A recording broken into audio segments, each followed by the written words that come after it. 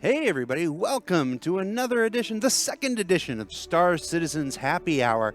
We're your hosts, community managers Jared Huckaby and... Community manager Tyler Witkin from the Austin, Texas studio. How you doing, Tyler? I'm doing fantastic. It's been a very busy week. How about you? It has been a very busy week, and I'm excited because it's raining right now. I don't know how much of that's going to come out over the broadcast, but we are being pelted by rain here in Southern California, which is So very you're saying is unusual. Your traffic in LA is actually worse than usual. Oh. Nobody here remembers how to drive in the rain. It's I terrible. experienced that when I was there. Yes. Now, it's not just Tyler and I here joining us this week. We also have a special guest from the community streamer, Mr. GrayHeadedGamer. Gray, how you doing, man? Absolutely awesome. Thanks for having me, guys. Well, thanks for coming. So we're actually spread out all over the country now. We got me on the West Coast. We got Tyler, in Central, and you're bringing up where are you from, Gray? All the way down Western Florida. So East Coast, but the West Coast of Florida. East Coast, but the West Coast of Florida. That's right. I saw you at the Florida Bar Citizen I went to last year, right? You definitely did. We had it at that little golf club clubhouse at in Orlando, actually. That's right, Orlando. GHG, you're getting a lot of love in chat, man. People are going nuts for you. Oh, you don't like hey, them everybody. that much. I'm like the lovable drunk guy usually on Saturdays. So that's actually a good point. You're not so sober Saturday stream. Actually, why don't you just tell us all about yourself and tell us about that show? Okay, great. I'm GrayHeadedGamer. I started off back in 2013 doing YouTube videos for Star Citizen and kind of progressed my way into Twitch for more community interaction. Joined the Redacted stream team. You can check them out at redacted.tv. And we started doing a show on the weekend on Saturday night, having a few beers, playing the game, having a good time. And it kind of progressed into the talk show that it is today. People seem to love it. It gets a community content creator in, and we get to chit chat with them, get behind the scenes, look at stuff, and really dig down into what they do and how they do it.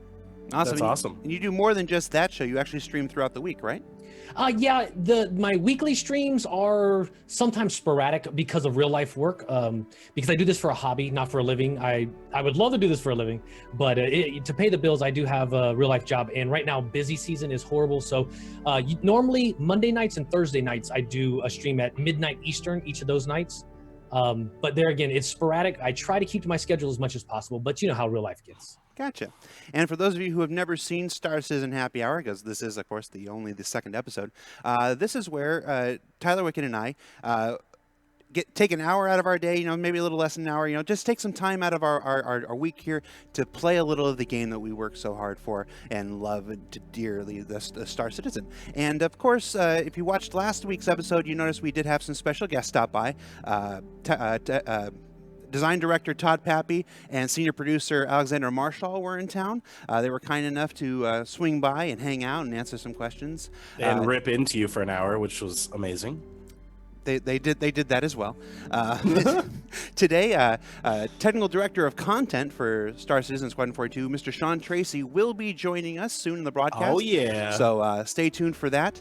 Now, today, with our limited time to play the game every single week, Tyler, what are we going to play today? So this is going to be interesting, right? So today we're going to be playing Pirate Swarm. Now, if you don't know what Pirate Swarm is, first off, I highly encourage you to check out our official YouTube channel. Check out the episode of Around the Verse yesterday where we go into detail about the making of it.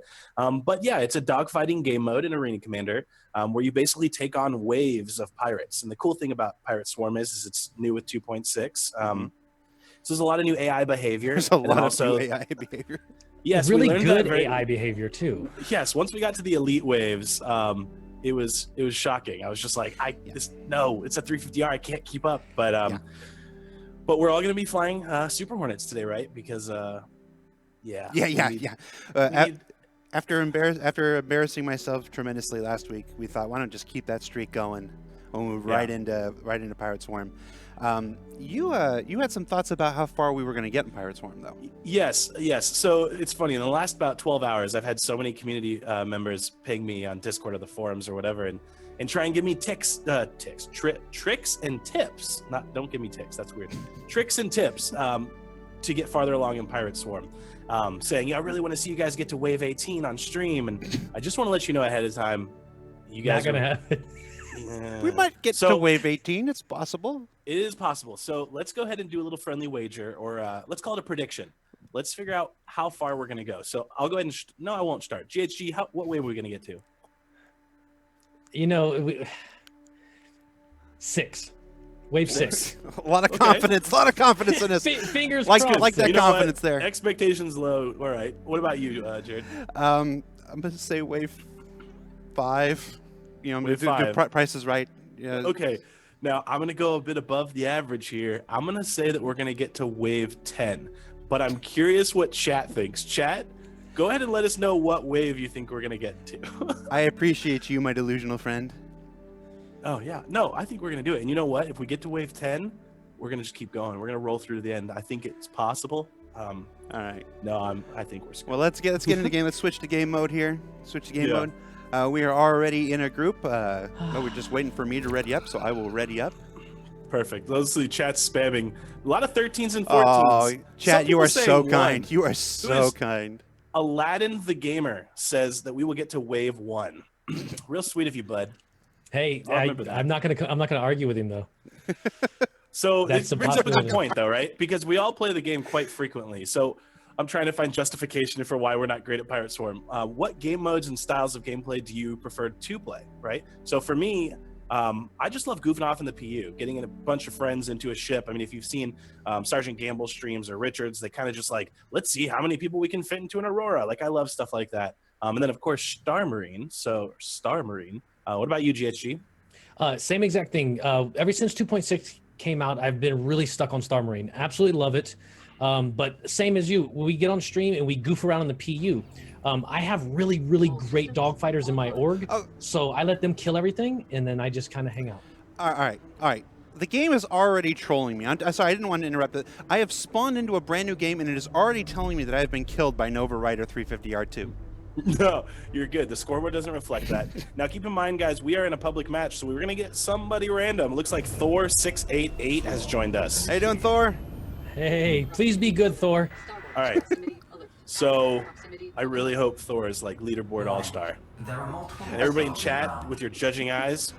All right. Viewers at home, do you see this? It is just permanently telling me that I've been killed by Nova Rider 350R.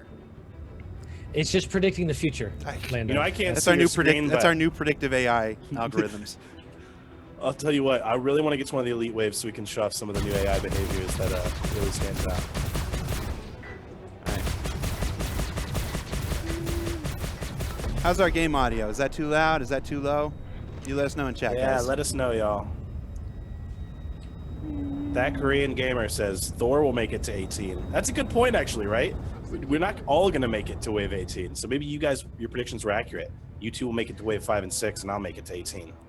Very true. It is a possibility. Hey, wave 1 down. Wave 1 down, and I didn't shoot my weapons. Nice. So you're saving on ammo for later rounds. It's fine. It's a strategy. Yo, GHG, we can't let Lando top us on the leaderboard. We just can't. I'm just trying not to die. Large rocks are my main problem with this game. I usually find them. Are you yawning? No, I was making sounds like. I was making my own sound effects. It's pretty good Wookiee, right? That was. It's a fantastic. If anybody Wookiee. Twitch clips that, I'm gonna be upset. Whew. Oh, I thought I was going to skip past him. Whoa, recovery. So GHG, what's going on? Tell us a story. Oh my God! If I don't concentrate really hard, I'm gonna run into a rock. But I can tell you, I'm trying to top you the leaderboard right now. Gotcha. One thing I can say is I haven't played Arena Commander in quite a while, and to me it looks so much cleaner, crisper, and just nicer. I don't know if that's just because I haven't been in so long and I forgot how beautiful it was. Oh yeah. No, But it just seems so nice. There was quite a bit of optimization work done on Arena Commander for 2.6. Well, it is That damn works. fine work. 0 hostile contacts remaining. All right, so we are already at wave 3. So for all you people that said wave 1, Elite units sorry. en route. No, I'm not in landing mode. Don't tell me that. I'm in SCM. They're just trolling me, and I just enabled landing mode. Who said that? I know someone. He has a confusing name just so I can't call him out. I know someone that was in landing mode earlier for an entire round. Oh, what was their name? Please announce it on stream. Let's go Dando. No, I can't remember his name. At this There point. was a go, period Linda. of time when I was stuck in SEM, but I figured it out. All right, so we got one of the elite guys, Aburn. All right, you guys take care of him. I'm gonna go after the Aurora. Yeah, sure, not a problem.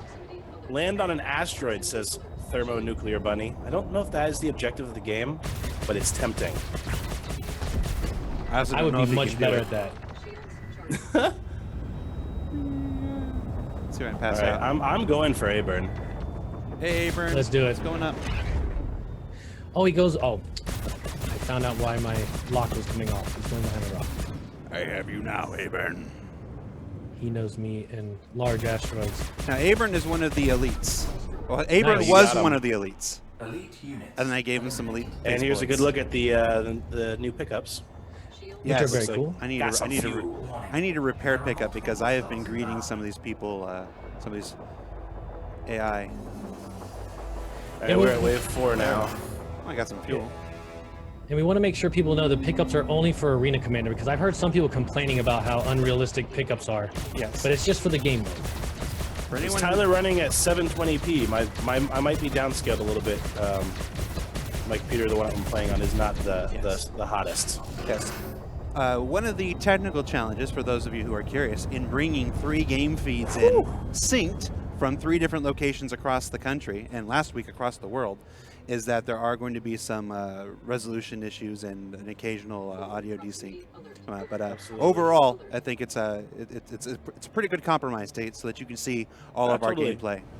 One of at the things once. you may notice is the audio of my microphone may not sound as high quality as the other people, and we're experimenting to try and fix that. But again, going over the internet twice can muddle things a little bit. And Tyler has to send his voice into here to us, and then out to you.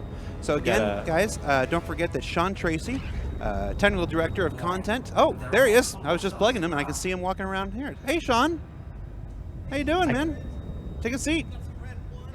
Give me some time before you start in with the red one stuff. Can we get some red Already. ones in chat, please? Thank you. They didn't hear it. They heard it. Now look at the game taunting me. I started the game. The game has been taunting me, telling me that I'm dying. You want to put on a headset though, or people aren't going to be able to hear you.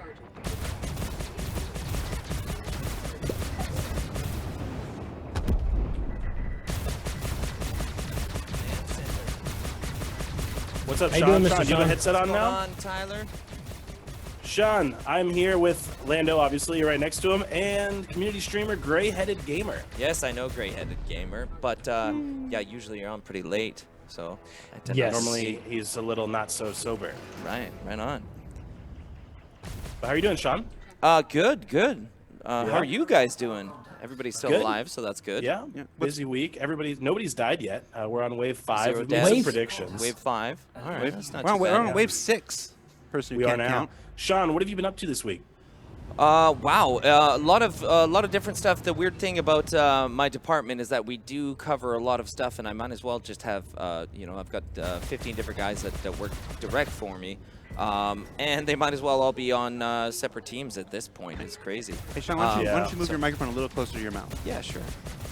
And JJ, let's see if we can bring Sean's fun to volume watch. up. He's not nearly as loud as we are. It's just it's fun to watch. I'm sitting here explaining stuff, but at the same time, all the gaming's going on too. That's pretty cool. Yes, welcome- Yeah, so welcome. the team's made up of a whole bunch of tech artists and tech animators, and really like tech artist or tech animator. It's kind of a catch-all term. It's basically guys that. They could be artists or they could be programmers, but they've decided to sort of sit in the in-between, which is a nice spot to be in because you can pretty much effectively do stuff all on your own, really. Yeah. And yeah, no, it's been going pretty good. So a lot of the stuff we've been working on with those guys this week is female animation stuff, female hand fixes, really just getting a female player ready for when we're ready to get it into the game. It was easier. We got some female AIs online just to get them running around, but of course the AIs they just don't need as many animations as a player does, and there's a lot of things to sort out for the female because she's a different scale. So, and there's also tools in place. We don't have, 300 animators, so we can't just say, okay, well, go make, 6,000 animations or whatever for the females. So we like to get some tools in place, but there is some complexities within there because, of course, you're mapping male animations onto a female, and the last thing you want to do is make, I call it feminizing animations. You want to feminize animations because obviously you don't want a girl walking around with the same center of mass and same center of gravity that a dude does. Yeah, but yeah, that's pretty much. No, that's awesome. That's one thing. Let's jump right in and put GHG in the hot seat. GHG, you have any questions for Sean? Yeah, Sean, we were just listening to Chris talk about the radar updates that we're getting and implementing parts of item 2.0. What could you explain a little bit of that to us? I haven't really been involved in that one. That one's almost purely on the tech design front. So I've really just been seeing the videos, to be totally honest with you. On the item 2.0 front, though, they've moved, and I managed all a lot of the data that's coming in for 2.0 items anyways. I've seen them move all the items within there, so that looks great. The components are pretty complex, and I've seen the interface as well. It's really it's a nice interface. I saw a cool quote last night that like a good user experience is one that you don't have to explain. It's kind of like yeah, kind of like a oh damn, I totally just screwed up the quote. Never mind, forget it, whatever. That's an amazing quote. No, what was it? Oh, what was it? What do you usually have to explain? Oh, yeah, sorry. A good user interface design is like a joke. If you have to explain it, it's not very good. So I love you, Sean. So that's what I saw about the radar. So it was just a good quote I saw. Cool. Well, what has been the most challenging thing to? Because I know we're changing, or not we, y'all are changing CryEngine a lot. What has been the most challenging thing to change with CryEngine so far? What's a CryEngine? Oh, I meant now that we are Star Engine. Yeah, well, technically. Lumberyard. Yeah, we say Lumberyard now. I've said Star Engine so many times as well. Spacebox. And really, like, to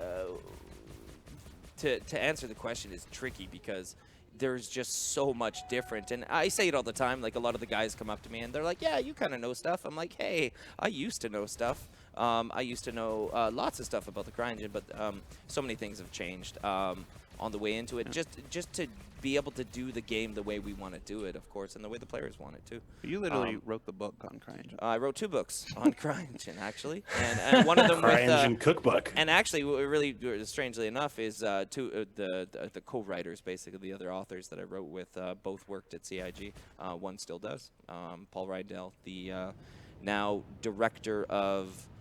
Sorry, what was the promotion announcement? Oh yeah, no. Paul Rindell was just director of engineering. Director of engineering. Director of engineering for Persistent Universe. And Derek. Congratulations, Senior, Paul Rindell. Huge congratulations, and it couldn't be with somebody better. Very much in good hands. And then Derek Senior is on the other side of the pond, doing director of programming for Squadron 42. Trying to get these power ups. Hell yeah. Director of engineering, I should say, not director of programming. All right, we got one more. By the way, for those that made predictions earlier, Jeez, yeah, we're on wave 8. Wrap this thing up. Well, I got motivated when the game started me out taunting me. Have you guys done Pirate Swarm on? This is the first time Happy Hour? any of us have ever been to wave 8 on Pirate Swarm. What? Ever in our lives. No, Really? no, I've gotten to wave 8 before, but definitely the first Happy Hour Friday. He is not. Shh, they don't know that. Just roll with it. Come on.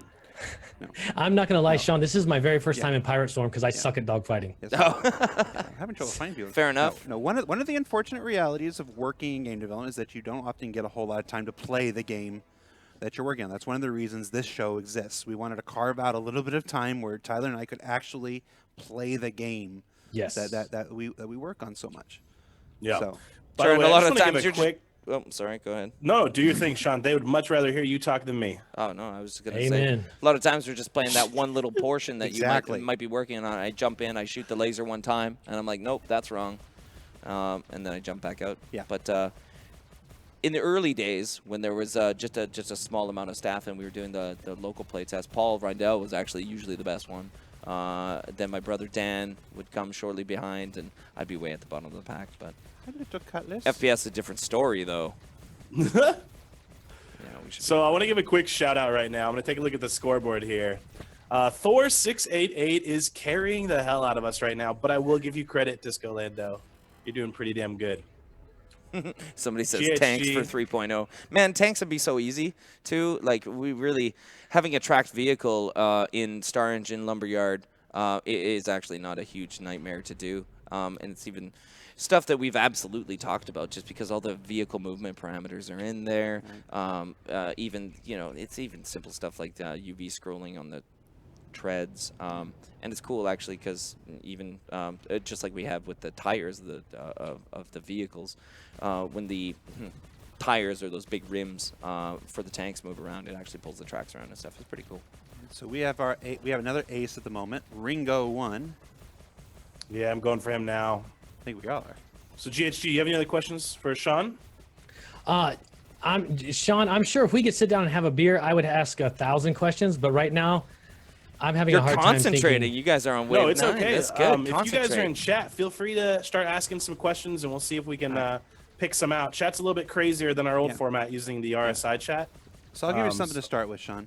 We just released 2.6. Yeah. 2.6 has a lot of improvements to the game. Obviously, we've noticed already and commented that Pirate Storm is already performing, much better than than it did in the past. What are some of the improvements that you're most proud of for 2.6? Performance is one of those things that you've got to claw back every millisecond you can, and I mean. It's everywhere, and everyone has to pitch in on it. A big thing is on the asset front. I keep saying for a long time, artists have been able to kind of run Renegade in the engine, basically nobody watching what they were doing, and then all of a sudden we come in behind. We're like, why are we running at 10 frames a second? And then you actually open up the ship and you take a look, and the poly count's over the top, or there's invisible meshes behind walls, and it's like yeah, there's so many times that we've come in and then found somebody was just going off the reservation, so to speak. Yeah, I'm pretty proud of the team for being able to get all that stuff together.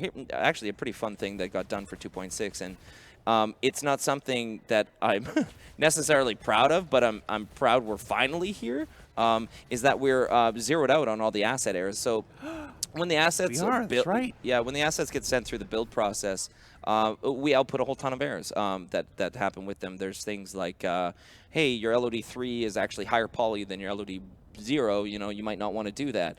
Things like this. So to give you an idea of where things were at about 2 years ago, I think we had, and Tyler, you might remember this too, because I'm just waiting because he remembered me coming into the studio and going, this is live, right? So I probably shouldn't say exactly what I had said, but it was pretty exciting day. PG version. But yeah, we were sitting around 16,000 of these errors, and we had to bug them all up. Yeah, I do recall this. They're like, okay, so all these errors, we could do them in chunks, right? So we could do them by theme or whatever. But I mean, there was still hundreds and hundreds of JIRAs that had to be written, and it was a very tedious process. And there's a name of a tool in the error parser in profile builds. Yes, in the error parser.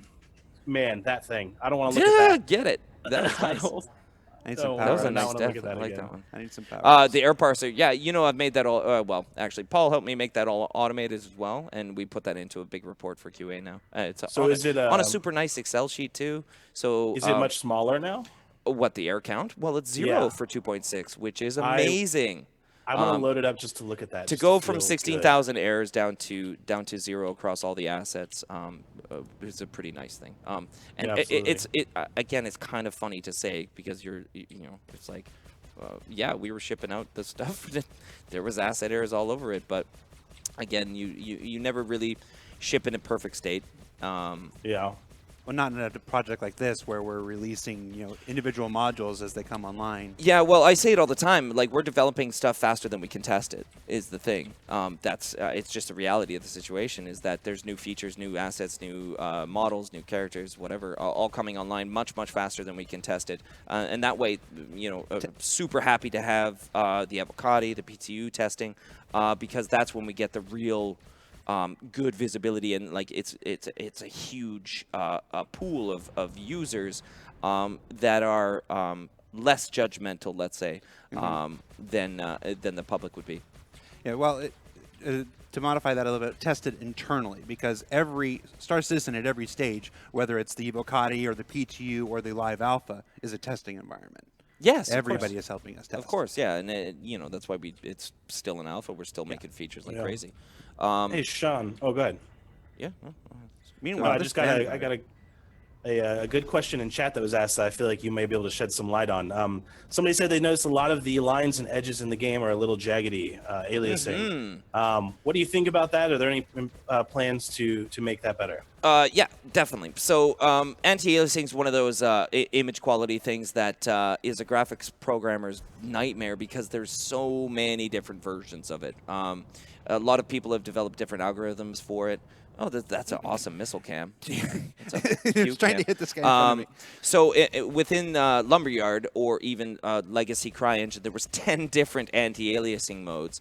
And in most cases, most games just pick 1 or 2. But there's so many differences. I mean, some anti-aliasing modes like SMA, which is the morphological anti-aliasing. It's a TSAA. TSAA is another one. FXAA is another one. Kind of to explain the differences between them. Some of these are temporal, meaning it takes an amalgamation of like frames before. So sometimes just 1 frame before or 2 frames before. But when you're running at a low frame rate, you end up getting a lot of ghosting, right? So a lot of people will blame that on motion blur, but sometimes that's actually coming from anti-aliasing.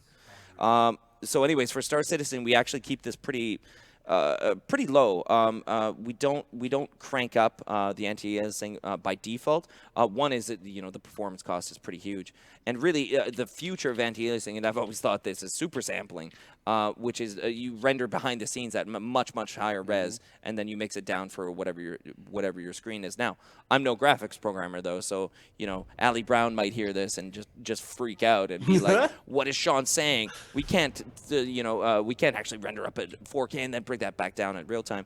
But I have seen it before, so I mean that could be a nice feature. Anyways, to go a little more deep into it, is once the shader development is done, that's when you kind of come in behind and deal with all your anti-aliasing. So we used to have one within the CryEngine that was MSAA, and this was one that was developed in Frankfurt by a gentleman named Tiago Souza, who worked a lot with NVIDIA directly. But the problems with that is that you've got to, every time you're updating your shaders or every time you implement a new one, you've actually got to deal with MSAA on each of them. So again, it's kind of one of those polished things that we put a little closer to the end when we're not rewriting or adding a whole ton more shaders.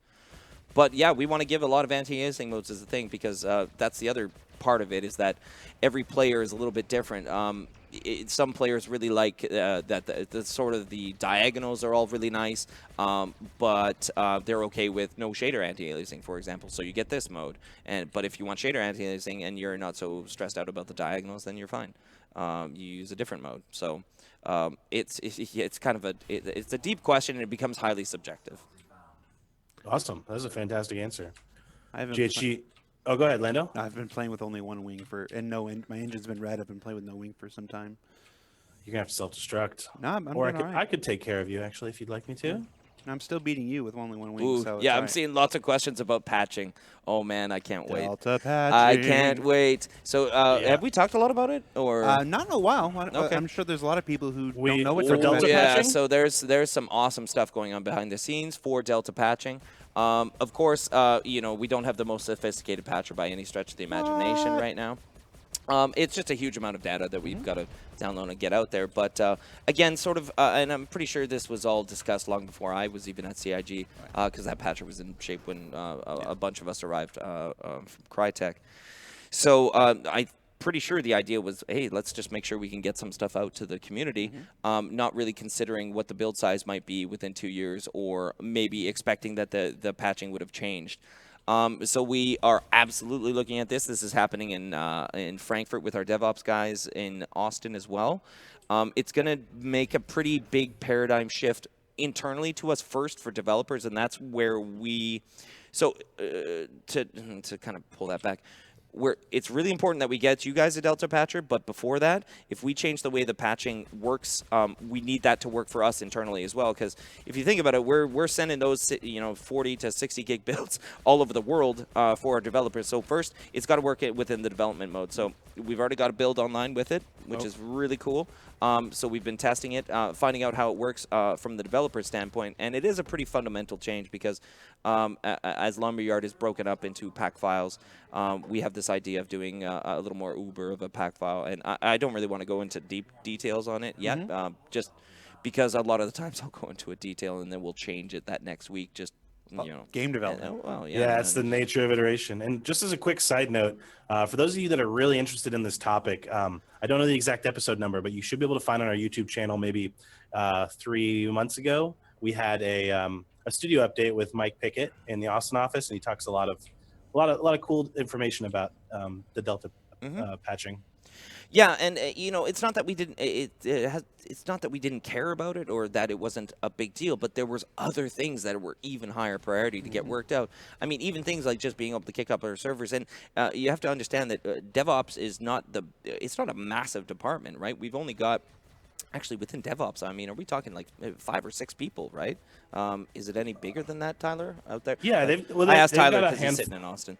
They've got a handful more people, and I think they're hiring now. So for those of you who may be interested in that type of thing, cloudimperiumgames.com/jobs. But yeah, it's actually funny, Sean. You need to come out to Austin again. There's so many new faces here. It just looks like a whole yeah, I different miss place. it, man. I miss my house. That place is growing. Yeah. Austin's huge now. The studio, you mean? Yeah. Really? Yeah. Yeah. I think we're about to have to all move desks in order to fit everybody. So we're having to start getting playing a little bit of Tetris. Yeah. No, that's always fun. Some people get real bent out of shape about it, though.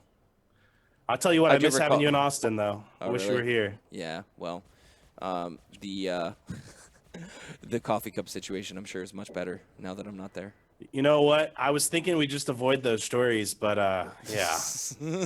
I think if anybody's a Redditor, Well, somebody asked me the other day why my username on Reddit was Scumbag Sean Tracy. Yes, Scumbag Sean Tracy. Yeah, and what I explained was actually it's just it's a little kick in the balls to one of the DevOps engineers who posted something on Reddit that he shouldn't have. Right? I had sent this email around. No, let's not say Keegan by name. We don't want people to know it's Keegan. Yeah, well, we won't don't bring Keegan point into our this. finger at Keegan. That's fine. Definitely don't talk about Keegan Standifer.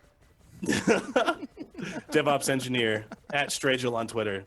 Let's leave him alone, guys. Oh yeah, actually, I do want to do that. So, what's the user? I can't read the username. Sorry, just read the question. Stumble Roan. MWL community patch shout out. Absolutely. So you guys probably have no idea about this. I'm totally hijacking the CIG. Nope, do it. No, do it, Sean. If you live see stream. questions in But there, that's if you see questions in there, do it. Yeah, MWLO is a mod that my brother and I started and ran for a number of years.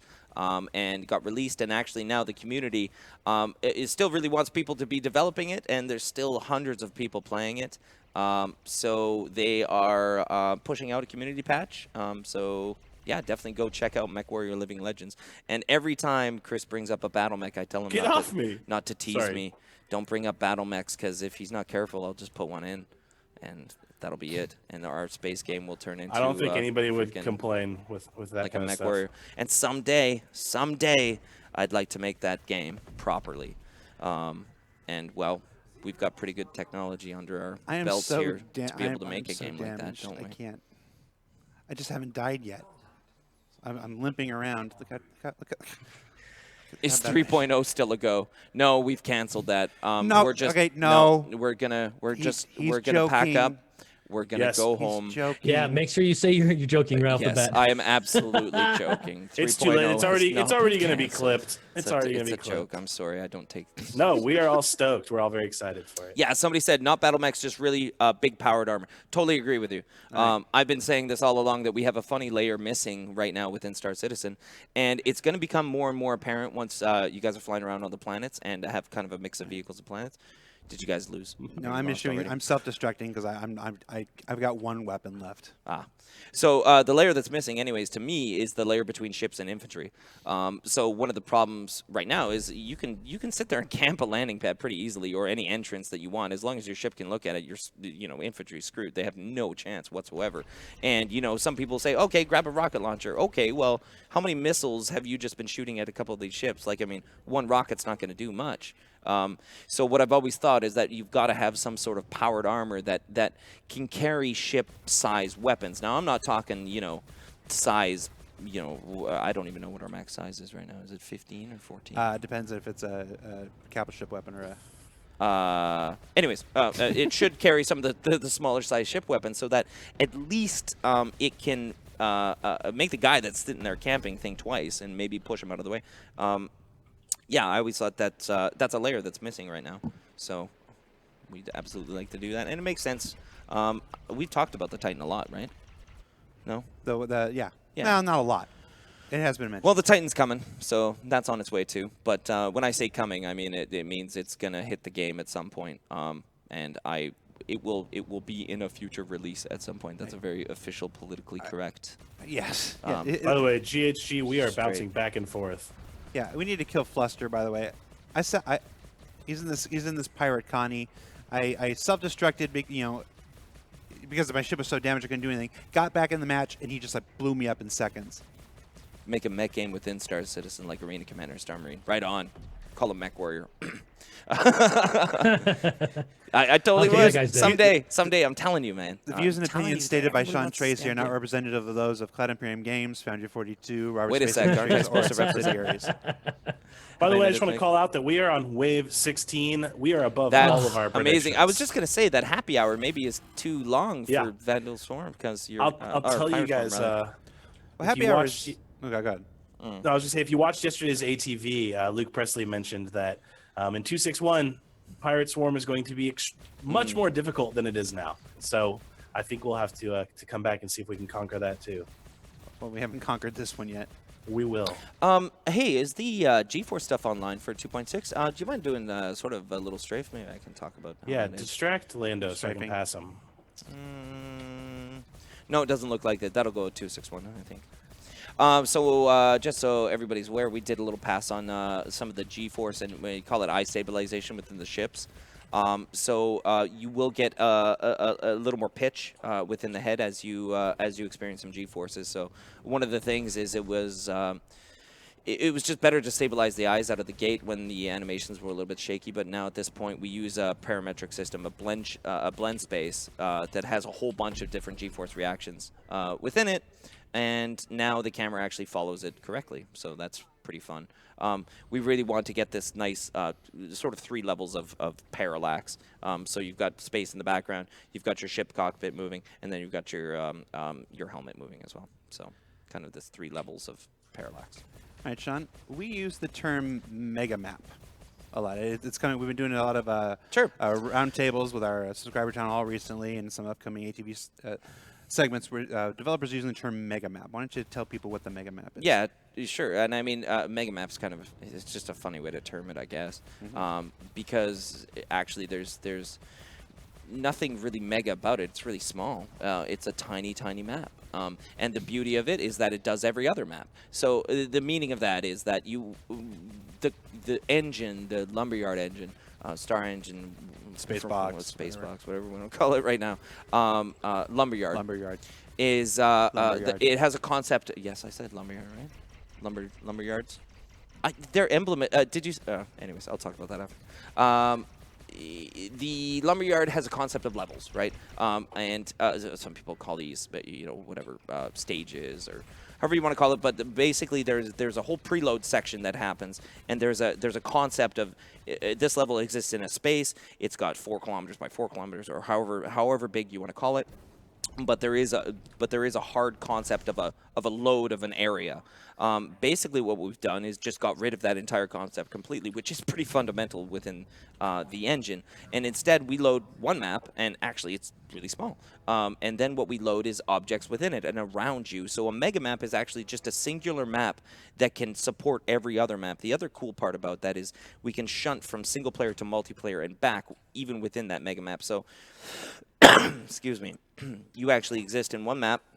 We load everything around you. And the nice part about that is, again, there is no offline loading screen that you have to go do. So if you want to go back to your hangar from Arena Commander, it's an instantaneous thing. We actually just stream the objects around you. And again, this required us to work a ton on the streaming that the engine does. Again, when you have a concept of level, you can just preload a whole bunch of stuff and then stream in just the things that you need. But now, because we don't even have that concept, we have to get rid of all that preload that happens before and stream everything as much as possible. So, and that's thing that we work on a lot. So, I don't know if that it really explained it well. Hopefully, definitely some helps. people Yeah. understand what mega map means. It's really just we load one map at the start of the game, and we never load another map. We just load things around you. Is the idea. Stream it all in. GHG, I'm putting you on the spot. I know you've got a question in there. There was a question there. Mega map can be used in Squadron 42, of course. Yep, that's another one of the reasons for it. You can get Tyler's shirt from the. You know where I was gonna go. It's from Target, y'all. Yeah, I figured. Can I say that? All right. Anyways, GHG, I know you got a question for Sean. Shoot something. I know it. With the cargo iteration that we're going to be grabbing in 3.0, is the cargo going to affect the handling of our ships when it's fully laden, or is that coming later? It's a good question. It's more of a design question. It can. And actually, you know, it's something that's not super clear, I think, anyways, to the players, even right now, is that the amount of ammo you have affects it. The different weapons you have to have different masses. The problem is that the relative mass difference is so minor that actually I don't think you really feel the difference. If you put like a large size weapon on one side and then a small weapon on the other side, your handling has actually changed marginally. But it's not as obvious, nor is it as readable as I'd like it for the players, I would think. So just on that note is that cargo is just like every other item on the ship. It'll be an item that's attached into it, and if it has mass, it has mass, and will affect the overall handling of that ship. So it depends what you're shipping. Yeah, it depends what you're shipping. It depends what ship you've got, and it actually really just depends how much our designers want to go, how far they want to go in terms of how much that is going to change your handling. But the fact is that mass does exist in the ship. It does exist at a high level concept on the ship, so it will change. Yeah, I think we've mentioned before that, you know, if you're trying to escape, it's possible you dump your cargo for an extra boost. Yeah, and again, you know, if you dropped off all the weapons and thrusters and things off the ship, I'm not sure that it even give you that huge of a difference right now. But again, if the designers want to put the numbers in so that it happens that way, absolutely, that'll happen. But you're saying the technology is absolutely there. It already does it. And the calculations are already being done. It's just They're already being done. Yeah. Yeah, it just becomes Nice. another component to the ship. Well, here's your chance to catch up, guys. I died on wave 17. Oh my gosh. This is fun, Yo, man.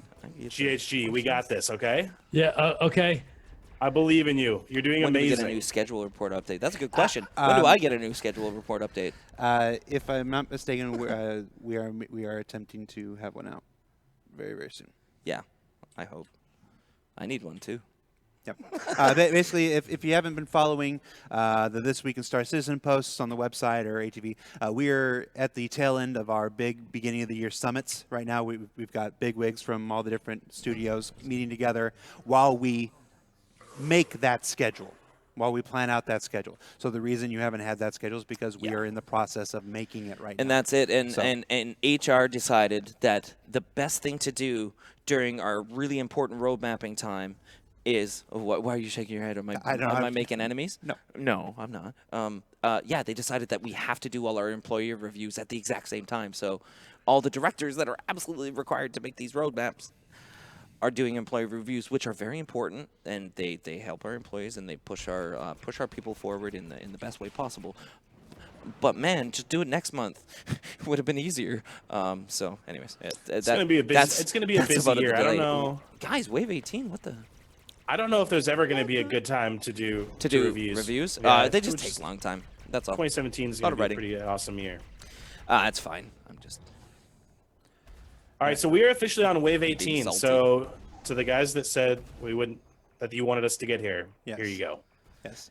There was a good question that I saw just scroll by, and it was a question of they had seen a demo where we had actually opened the hangar doors, which is, you know, not happening, obviously, when they're in the hangars right now. So they asked what sort of tech is required to make that actually happen, and Megamap is exactly that tech. So I thought I'd tie that sort of together.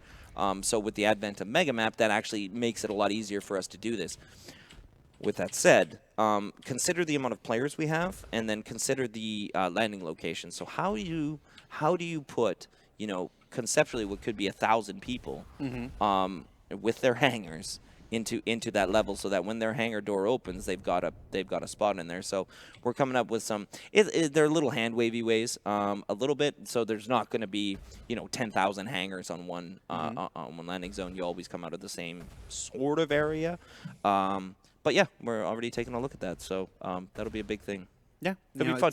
It'll be nice to just actually see that damn door open and actually have a level there. It's very common in Star Citizen's development. You push for the absolute realism, and then you bring it back to what works for gameplay.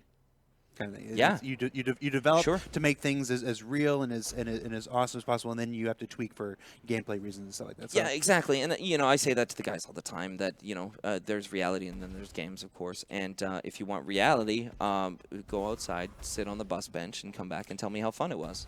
we are not So- advocating going outside. I promise that Oh, on not happy today, on too. happy hour we will never advocate going outside and doing things. That'd be in the real fun. world. Nope. Yeah.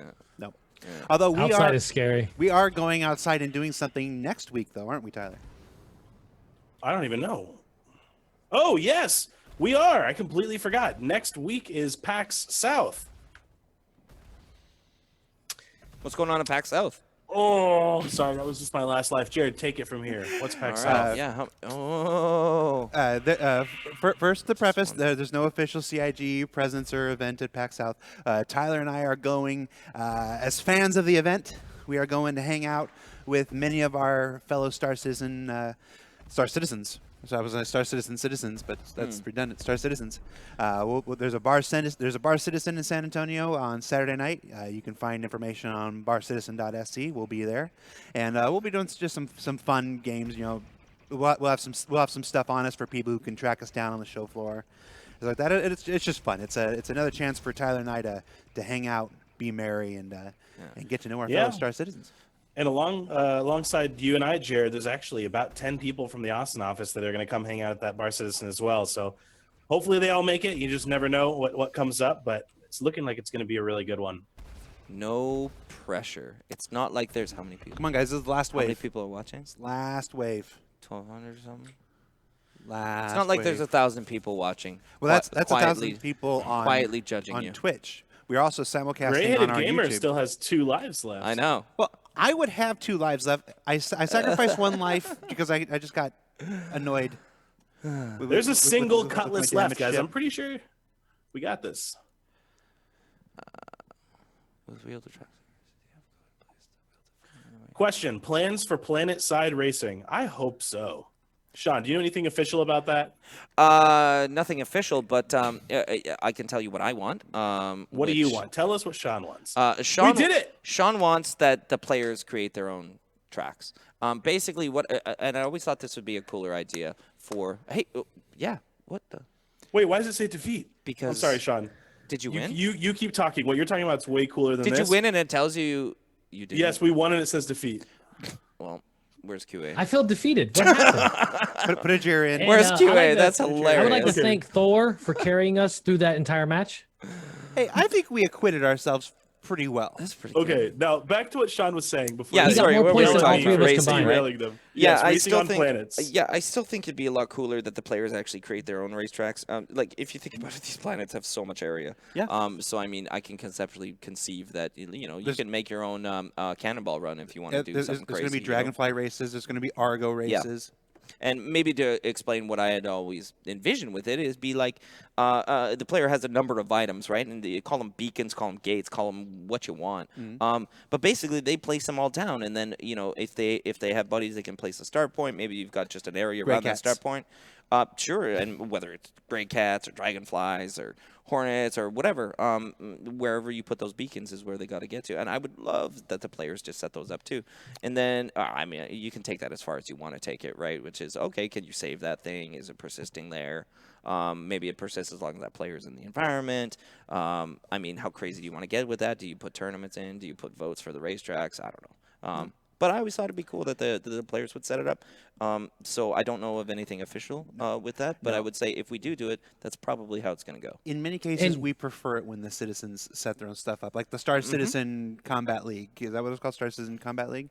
That just started up like that. I'm talking to those guys now. We give them a couple pins and pointers and stuff, but these things always work best when they're 100% community. Bar Citizens is a great example, right? I mean, the whole community has come together, and this camaraderie is so rich, and it's one of the reasons I love Bar Citizens so much, right? Because it's not ours.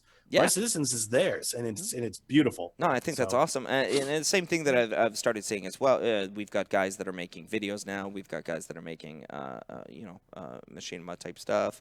It's awesome. I love that. And I think players can set up. This is going to sound weird. Players can set up their own gameplay better than a designer can. And of course, there's things that yes, we want you to experience, and we're going to give you a nice long single player campaign, scripted sort of stuff, unscripted sort of stuff. But in the end, there'll be emergence. There'll be things that are fun to do in the game that the players can set up for themselves, and that's great. And I think that's a good way to go about it. There was one last question I maybe wanted to go before you cut me off. Do it up. We can do one more. Was the item 2.0. So people were asking about item 2.0 and how that actually makes it into 3.0. So I want to explain what item 2.0 is, because again, this comes up so much and it sounds so nebulous, like, oh, item 2.0 is these new items.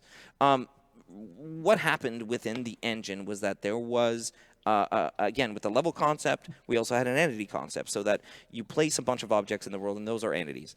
Those entities have a very specific set of properties, and this is the animated object entity. So if you're going to animate an object, this is the object to use. If you're going to put a character down, that's an AI human entity, so that goes in. If it's a water volume, well, there you go. You put a water volume entity in. What item 2.0 is it pulls us away from these preset kind of entities, and it moves all those properties into a component system. So what this really means is that everything becomes an item. But then there's features that each of these items can share. So a good example is like a character item is very similar to now a ship item, because they can carry armor values, they can carry item ports, they can carry weapons, they can carry all their damage modification and ammo modification stuff.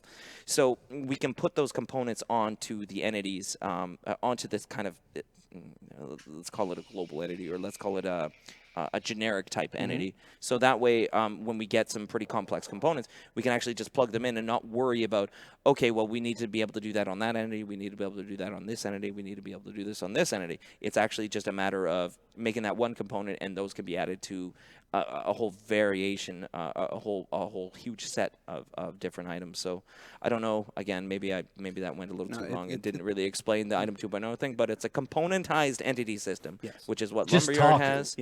And it's a super important thing to have. And it's funny because a lot of engines already have this. And when we had started with the CryEngine, it was never really set up as that. And even within Crytek, we had tried to do that a long time ago, but it's very, very difficult. Because really, did you say just talk? Yeah, I mean, I could sit here for another hour and a half and just let you explain Sean, things. No, Tell my wife. We're getting the signal. Tell my wife. Sean, you never have to apologize. You never have to apologize. Everybody loves listening to you talk. That's nice. We're getting the signal. Makes me feel very our time is done. Gray, since you were kind enough to be our guest, I will give you the honor of one last question for Sean before we go. Is your shirt gray or blue? It's Hold on. Ask a real question, because the community is going to nope. Oh, that's what they've been asking in chat. No, I gave Gray the I opportunity. didn't even know. I was like, it. I have a shirt on? It is a faded black. It is a faded black is what the color of that What do you mean? shirt. That's not faded. All right, guys, that wraps up this week's Star Citizen Happy Hour. Hope you enjoyed it. Thank you once again to our special guest, Mr. Sean Tracy. Wait, are we doing a raffle today? We do we have time to do a raffle? Okay. We can go over. We'll do time to do a raffle. Do you guys announce it? I got you guys. All right, we'll do a raffle. We'll do a raffle.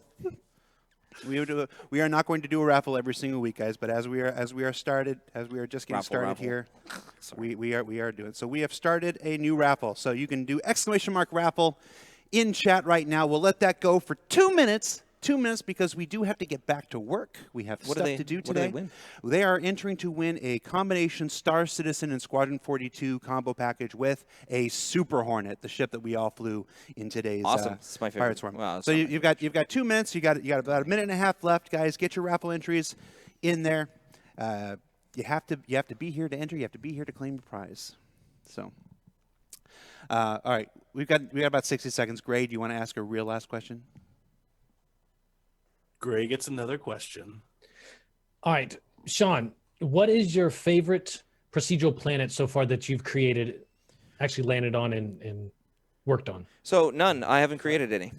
Oh, I'm sorry. Yeah, I know you haven't created any. Well, No, I don't usually author them. My There's turn. much better artists with that. My favorite one so far is one that hasn't really been shown. So I don't know that I can. Yeah, I probably can't talk about it. No, I already know what you're talking about. But 3.0 will bring it. So yeah, This is you'll my see it. favorite.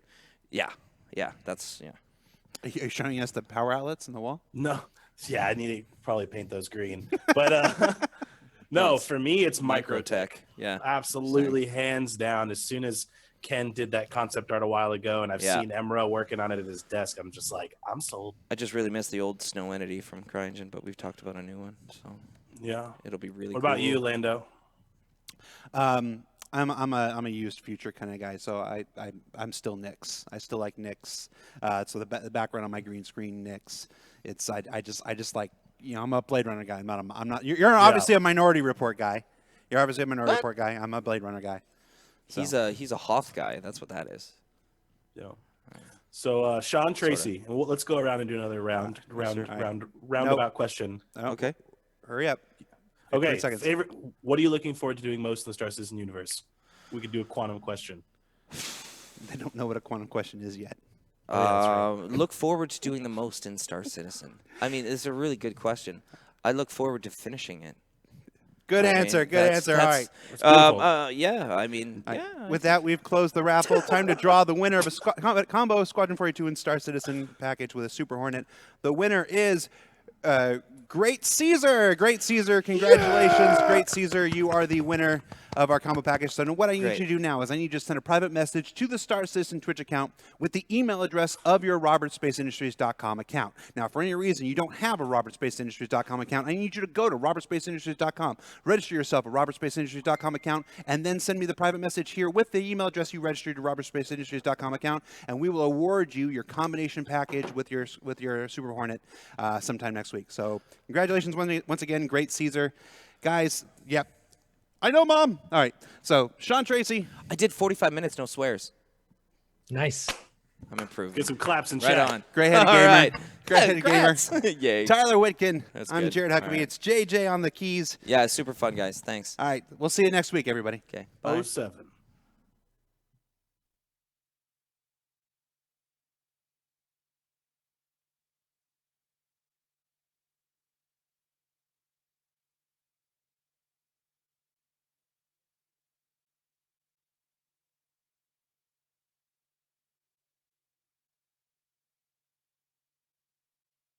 Thank you so much for coming on, dude. Yeah. I was very, very, very, very, very, very excited and happy.